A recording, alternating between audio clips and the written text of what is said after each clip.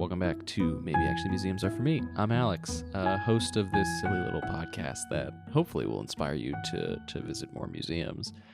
We have a fun episode this week for you. I'm going to be joined by Melissa Casale, my co-host and co-worker, friend, marketing email strategist extraordinaire. And we're going to be fielding some audience questions.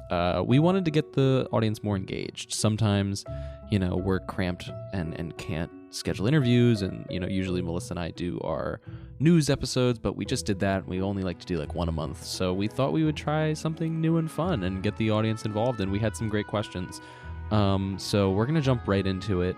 But I would just like to say from the top, we're going to do this a little bit more. We had a lot of fun with this episode and think that some really interesting, unique questions were posed that necessarily couldn't be entire topics for a show, but in this kind of compacted micro sort of burst of questions, it really works. So yeah, next time you see it, we just kind of post on our story at random, but you're going to find a question box on our Instagram story that says, hey, ask us questions for our next Q&A, and hopefully you'll give us some more fun questions. But without any further ado, Melissa Casale and I are here to answer your questions.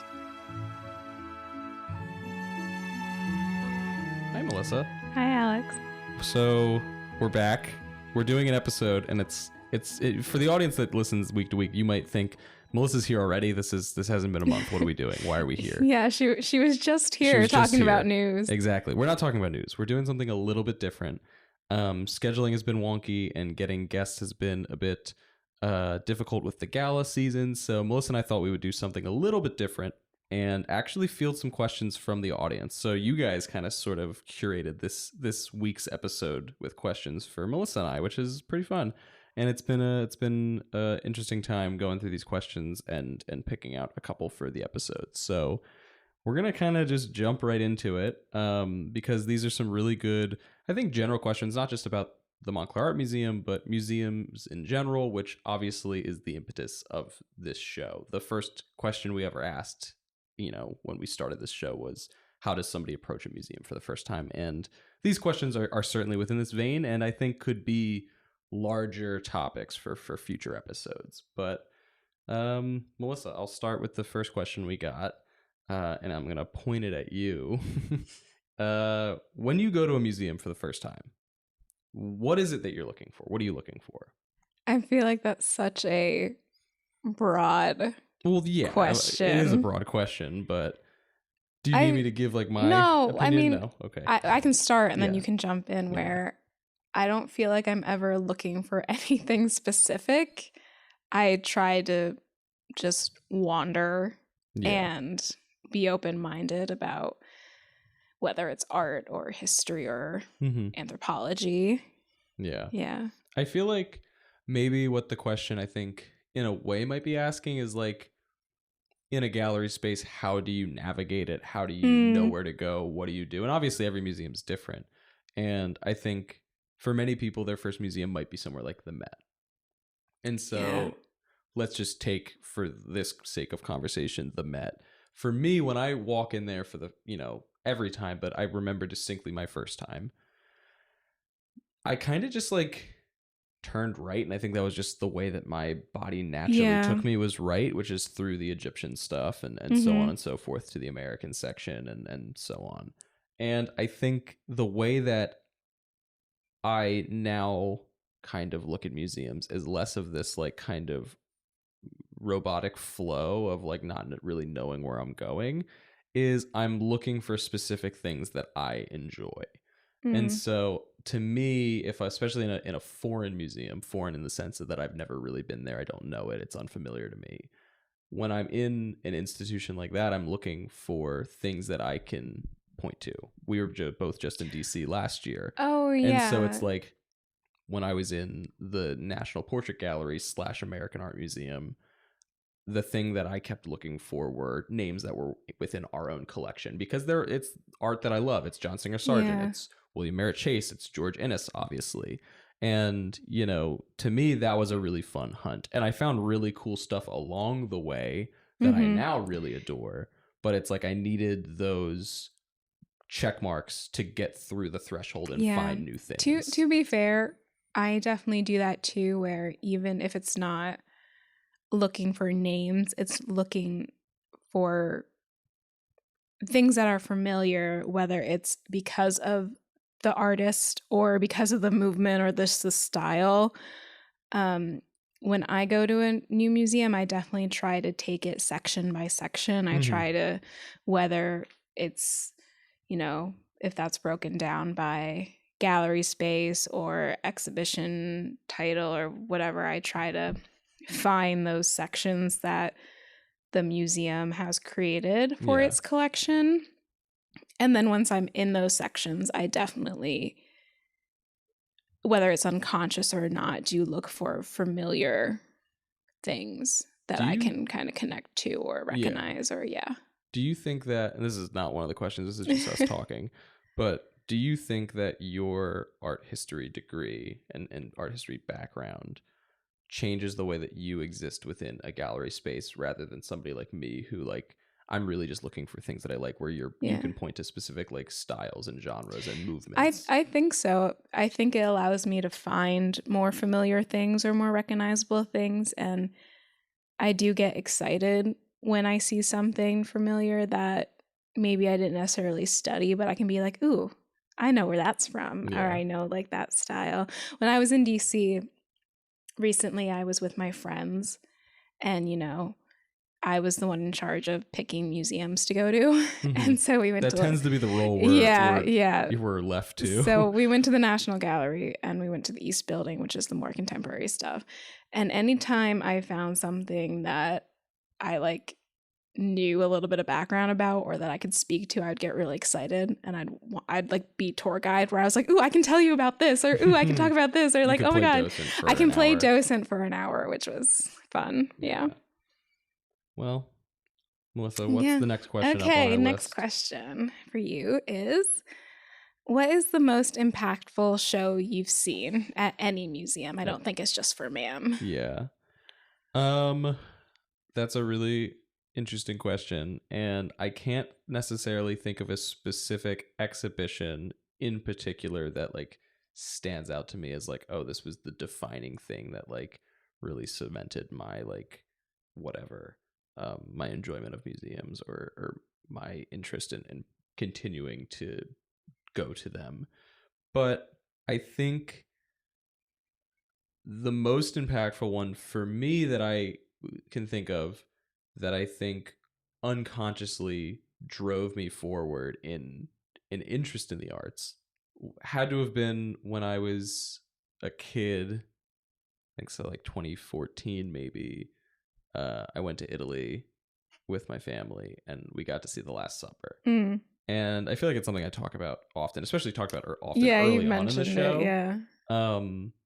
But yeah, I had a really strong, from my grandmother, from my art teacher in elementary school, art history background to a certain degree, at an elementary level. And so my grandmother, who traveled the world a lot, did a good job of being I'm going to see Monet's water lilies, but where he actually painted them, and talk about who Monet was and stuff. And so for me, in middle school, I had an obsession with Leonardo da Vinci, and so seeing something like The Last Supper was a pilgrimage for me almost. And I think that unconsciously spurred an interest in art that then flourished when I got to high school and joined the French club and stuff. So it's not an explicit exhibition for me. It's more of a specific work of art, I guess. I guess in a way, The Last Supper is its own exhibition, though. It's the only work it's its own thing, I think. Yeah. But what about you?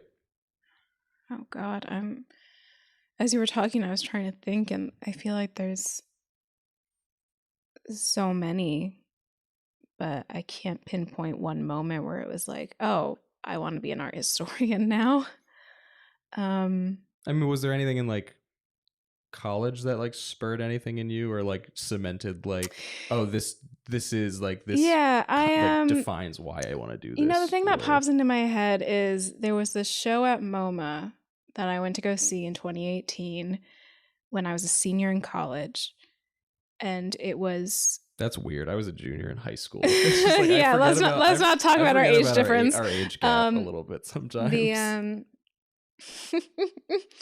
it was a Charles White retrospective, and I see where you're going with this. Do you really? Do I not? I don't know. Anyway, I didn't know Charles White. I never studied him in school, and it was one of those things where I just kind of wandered into this exhibition. And I was there with my school, so like my professors were there and other students, and like only one of the professors really knew who Charles White was and like studied him, so he was like so excited, and we were all like, "Who is this guy?" Because I didn't study him at school or anything, and it was just like crazy. He has a lot of drawings, and they're like graphite, and they're so detailed and they're so beautiful, and I was just like, I highly recommend like look up his drawings, and I was like, this is so cool. And it was a moment where it's like, I don't have to have that art history background to still appreciate art and artists that I don't know. And like, he stuck with me. Like, I always remembered his name. I always remember that exhibition. And then fast forward, I'm in my final year of my master's degree at George Washington, and it came up where one of my classes where he was a topic that I could write my final paper on. And I was like, I finally get to do research on Charles White in like an academic setting. And I ended up talking about his photographs, which are not like famous or anything. He's not known for, but it just so happened that like his personal photographs were in that retrospective show, and like for the first time ever. So it was like kind of a full circle moment where I got to like compare his like photographic compositions to his drawings and paintings. And anyway, so I just like, that was one that really stuck with me. Yeah. And wasn't one of our works in that show? That's where I thought you were going with this. I like, because I saw it also at the moment that year, which is like a funny thing that we kind of figured out when we talked about this, because when War Worker, the Charles White work, was on View at Century. When I was doing research about him when I was in my master's, a video from the Montclair Art Museum popped up when I searched him, and it was a video with Osama down in the vault talking about one of his paintings that was on loan at MoMA during this retrospective.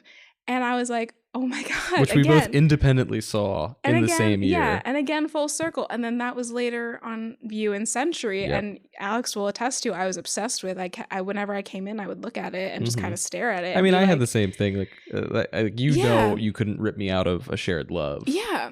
Like, there's just those things that you get attached to. All these things, like, right in a row, kind of, that happened and led me here to the Montclair Art Museum. Yeah. Very funny, very strange. Yes. Pivoting a little bit. Yes. Another question from the audience was, what is a good first museum for kids? I'll just kind of, I think, tee off the question by just saying that, like, I think that MAM is a really good institution for kids. Yes. There's obviously, like, we have school groups all the time, and, you know, I think we do have, like, really cool programming and art lessons for kids. But, you know, I think at a certain degree, in the way that I perceive this question, is that, like, you know, I don't know if all of our galleries are necessarily the most, like, stimulating for, like, especially, like, young kids. And so I guess, is there a museum, and I don't necessarily think it has to be an art museum, but a museum of some degree that I think would be a good kind of very engaging early development museum that, like, kids can attach themselves to and learn to love art. The one that popped into my head immediately is, which I don't know if it counts, I think it does, Liberty Science Center. Yeah, I've never been, but I've been to similar institutions in Philly. Yeah, where it's just such a tactile experience for a kid, where I remember going and, like, one of the first things I remember doing is they had these scales where if you stepped on them, it showed you the weight you would be on different planets. Oh, wow. That's fun. Yeah. Like, that's the thing that I remember from going as a kid. And I think any museum that has experiences like that, where it draws the kid in, or the kid becomes a part of the experience, where they get to, you know, touch things or do things like that, is always going to be more memorable or more interesting to a young kid. Totally, yeah. Like, I want to do that now as a grown adult. I agree. In a similar vein, I said that like I've been to similar institutions in Philadelphia. The one that specifically stands out is the Franklin Institute. That was growing up like the only museum that we went to. Yeah. And we went there for numerous different things. I think the first concrete museum exhibition that I've ever been to that I can like point at and go, oh, that was the first one, was a costume show for Star Wars. It was like all of the worn like regalia from the Star Wars universe on view. I think it was like a touring exhibition that was on view at the Franklin Institute for a stretch of time. And like that is cemented in my head and really, really special and great.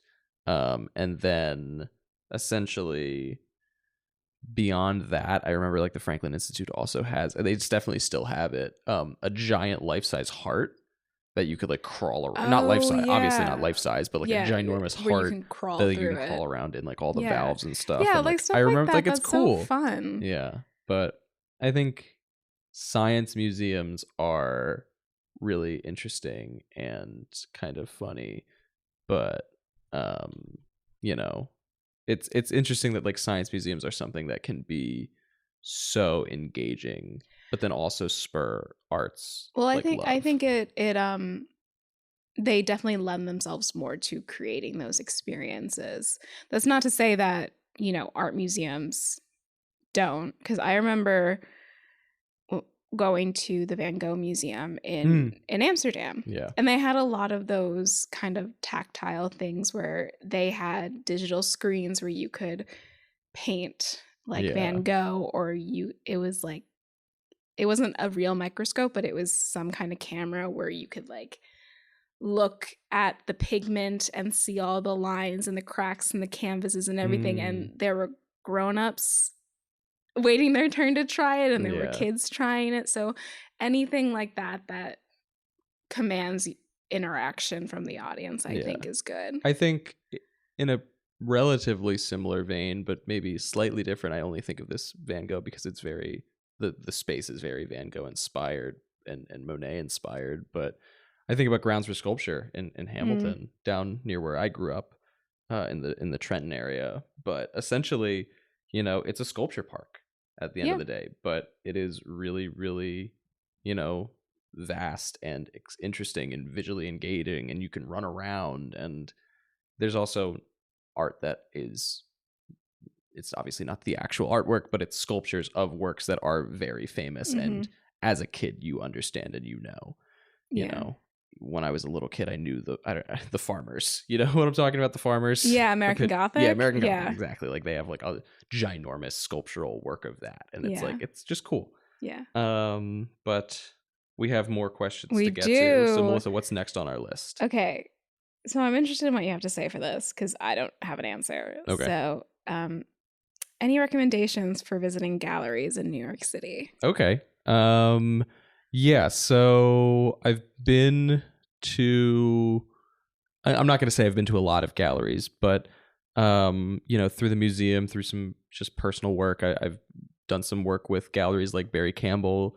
Barry Campbell represents Nanette Carter. So we filmed our like kind of artist profile video at their gallery for that. And that was really special and cool.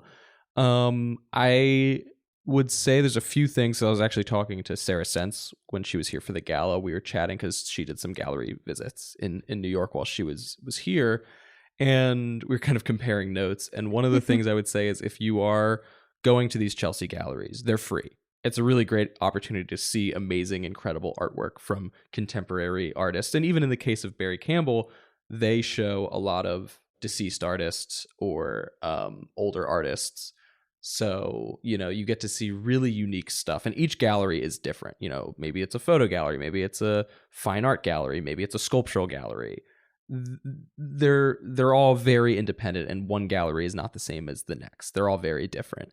And so, you know, just they rotate really, really frequently. They rotate every 2 or 3 weeks a lot of times. And so, you know, if you see something you want to see, go see it. It's not going to be there forever. And then, you know, essentially when these galleries open and show, they're trying to, in a lot of cases, most cases, I would say, from what I understand, they're selling artwork.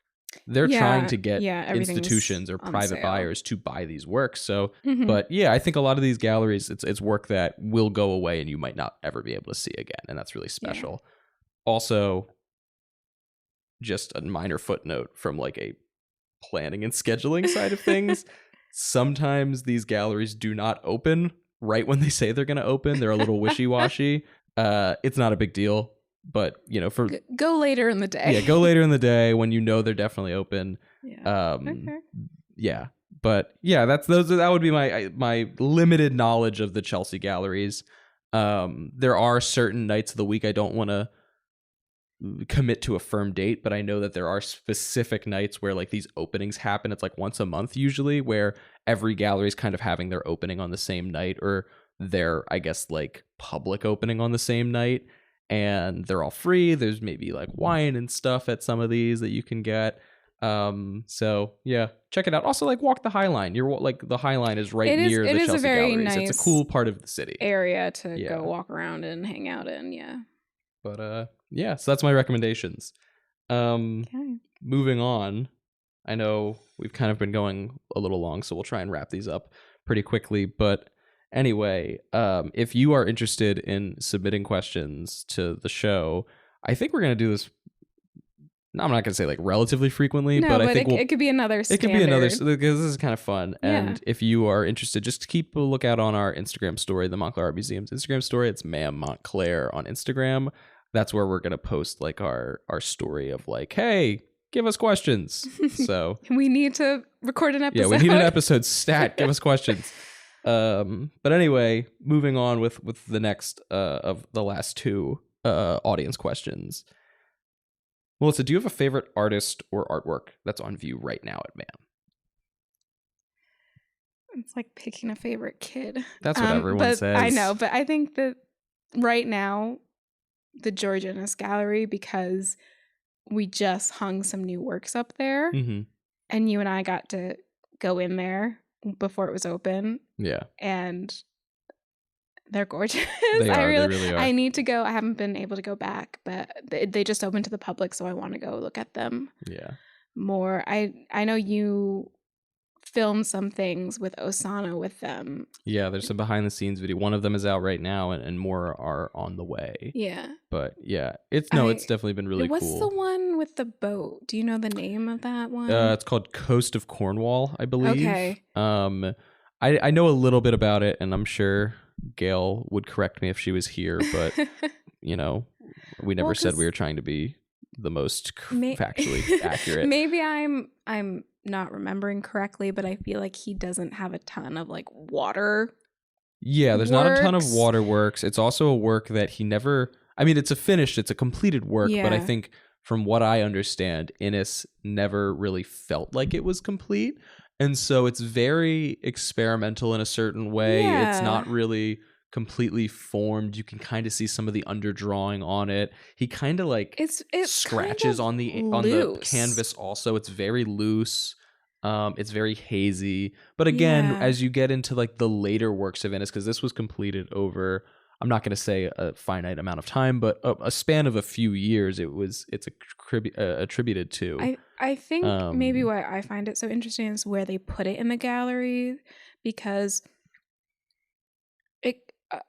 everything's hanging in there. It kind of follows a timeline of his life or style, where you see like the earlier works, which are very Hudson River School-esque and very kind of, you know, more formal. And then as you go around the room, they become a lot looser. When you get into the Montclair area, it's much more like hazy and and this one, which for all intents and purposes, like from our perspective, seems very loose and not as like formal, or, you know, not as structured.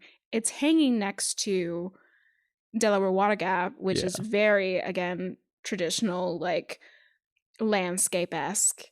So I think I just like that juxtaposition. Yeah. Where, and I don't know. I like the new works we've got up. Yeah. Right now in George Innes. Yeah, it's a gorgeous space. And it gives it a little bit of a refresh, because it can be when you have a permanent gallery, sometimes the perspective is like, oh, I don't need to spend time in here, or I don't need to go in here again. I've seen it all, blah, blah, blah. it's like, no, it's a nice, there's always more stuff to see. There's always more stuff to kind of uncover. And yeah. Absolutely. So I highly recommend going hanging out in the Georgiana space right now. I'm not going to contest you. I'd say that's probably my answer also. Okay. Melissa, we have one last question. We have the last question. What is the last Alex? question? The last question is, what are the benefits of a small museum? Ugh, I could talk about this all day.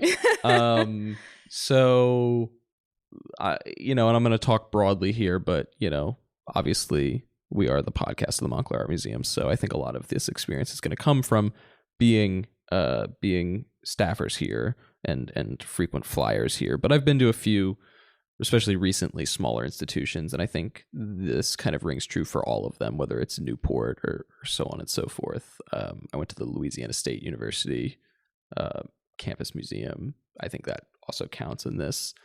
But I think the biggest strength is intimacy. It's this belief that you are closer with the artists whose art is on the wall.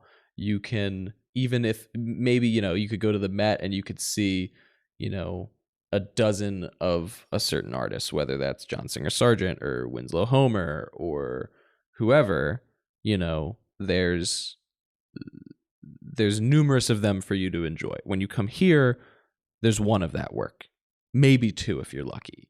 And, to be able to walk into, say, A to Z and spend really, really personal time with a Jasper Johns or with the Sarah Z, the namesake of the show, or, the Roy Lichtenstein, or maybe the dozens of works in Nanette Carter where you're getting to see the work of a local artist, local in the sense that she was born and raised in Montclair, but has spent the majority of her life in New York City. But and her work is unique. It's something that I don't think most institutions would dedicate an entire show to, but yet we're doing that here.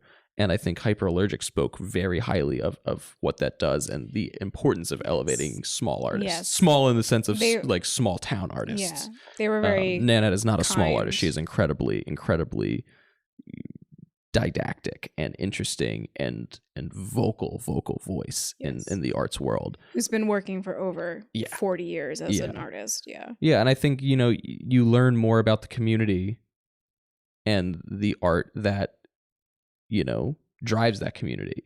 Obviously, here we have the most robust collection of George Inness. And a part of that, frankly, is because he lived in Montclair. There's no question about it. Yeah. But, it's really interesting where George Inness is somebody that you can find at the Met. You can find him in DC. You can find him all across the country. You could find him all across the world, frankly. But you walk into that space, and is he the most well-known name in the world? No, he's not. Should he be? I would make the argument he should, but he's not. And when you walk into that space, it feels like it's religious in a way. And I think it's done in a way that only a small museum can do. And maybe that's also the part of me that came from a small high school in a small town. So I'm very, very protective of having that intimacy in that way. But yeah, I just think there's something special about going to a small museum that a bigger institution can't necessarily provide you. It's not to say it's not amazing. There's a reason the Met's arguably the greatest museum in the world. Same with the Louvre. They're ginormous. But the buzzer's going to go off when you get too close to an artwork. It's not there's also, I think, a level of trust and a level of respect within the community that visits here, that there's almost this quiet social transaction of, we're going to give you here at MAM a very intimate and personal experience that you can't get at a bigger institution. And I think our audience is going to give us the same respect. There's something we say amongst the staff, and I think the community and, people of the museum, and I hope that other maybe more casual visitors have, is it's our museum where, it belongs to Montclair and the community. That this is not saying that, you know, you can be from somewhere else and not come. Anyone can, but it's like when you're here, there's a sense of not ownership, but like maybe partnership or Yeah. I think it's a beautiful place to put a close to this. I loved this episode. I want to do more of this, and I think that getting the audience involved is really important and special. And, you know, next time we pose one of these questions on our story, I hope more people jump in. And so, yeah. Anyway, this has been Maybe Actually Museums Are For Me. Thank you, Melissa, for, as always, jumping in and helping out. Of course. Very appreciative of it. If you are interested in learning more about the Montclair Art Museum and what we do here, you can visit us at montclairartmuseum.org. You can check us out on YouTube. Just search the Montclair Art Museum. We have content going out like every single week. Obviously, there's this show, but you could follow us on Instagram. That's, like I said, Ma'am Montclair. We're on TikTok. We're on Facebook. We're everywhere. The galleries are open Friday, Saturday, and Sunday. Feel free to find tickets in person or online. Hope to see you soon, and tune in next week. Episodes every Wednesday at 10 a.m. Bye.